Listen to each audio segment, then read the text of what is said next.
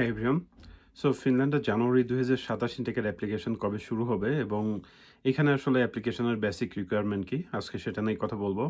So এটার reason হচ্ছে আপনারা যারা ফিনল্যান্ডে যাইতে চান ২০২৭ ইনটেকের জন্য এটলিস্ট তারা যেন আগেভাগেই মেন্টালি প্রিপেয়ার্ড হইতে পারেন বা ডকুমেন্টেশন গুলো সেভাবে রেডি করতে পারেন।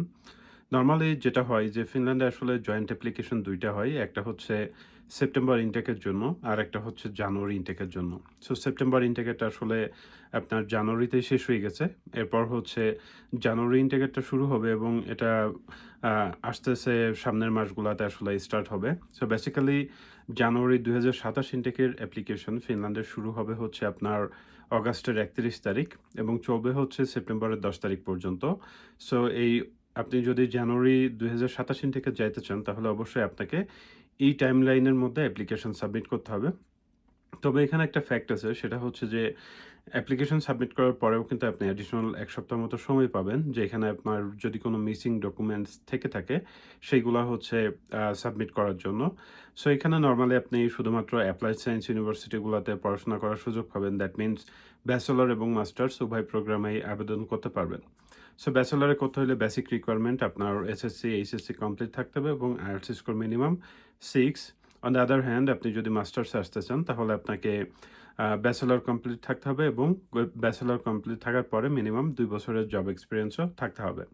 এটার পাশাপাশি কিছু ইউনিভার্সিটি আছে যারা আপনার ল্যাঙ্গুয়েজ প্রফিসিয়েন্সি চেয়ে থাকে এবং আইএলটিএস স্কোর থাকলে সেটা হচ্ছে ওভারঅল মিনিমাম 6 থাকতে হবে আপনার ওই জব এক্সপেরিয়েন্সের সাথে আরকি।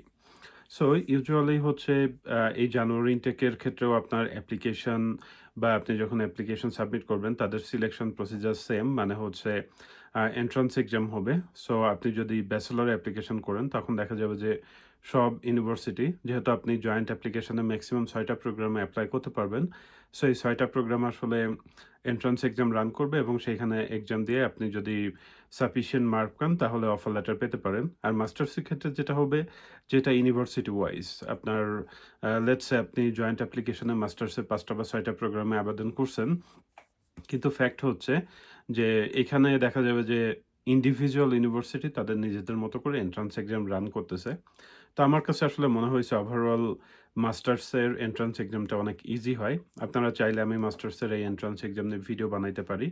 সো আপনারা কমেন্টে জানাতে পারেন। এখন কথা হচ্ছে যে এই জানুয়ারি ইনটেকের সাথে আসলে সেপ্টেম্বর ইনটেকের ডিফারেন্সটা কি?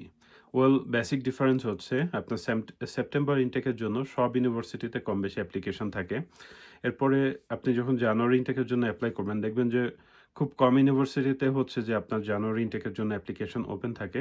এটার পাশাপাশি হচ্ছে যে even let's say university x, এরা জানুয়ারি ইনটেকে অ্যাপ্লিকেশন রান করতেছে। বাট দ্য থিং ইজ আপনি দেখবেন যে এরা সার্টেন কয়েকটা প্রোগ্রামে হচ্ছে অ্যাপ্লিকেশন রান করতেছে। সব প্রোগ্রামে রান করতেছে না।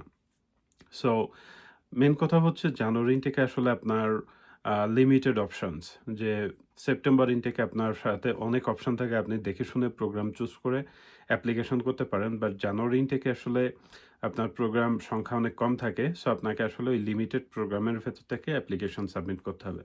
সো এই ছিল মোটামুটি ফিনল্যান্ডের জানুয়ারি ২০২৭ ইনটেক নিয়ে বেসিক ইনফরমেশন। এটার বাইরে আপনাদের যদি কোনো কিছু জানার থাকে তাহলে হচ্ছে যে আপনারা কমেন্টে জানাতে পারেন। আমি হচ্ছে রেসপন্স করব।